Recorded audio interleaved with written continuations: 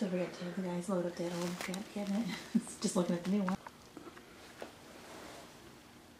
Okay. Restock the freezer because there was nothing out there. It was small. All right, buddy.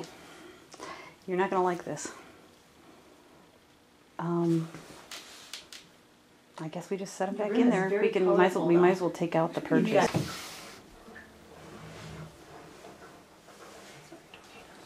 I want to see how he's applying pressure on that.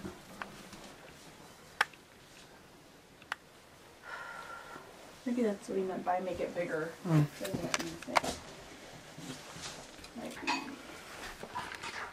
think he's gonna use it anyway.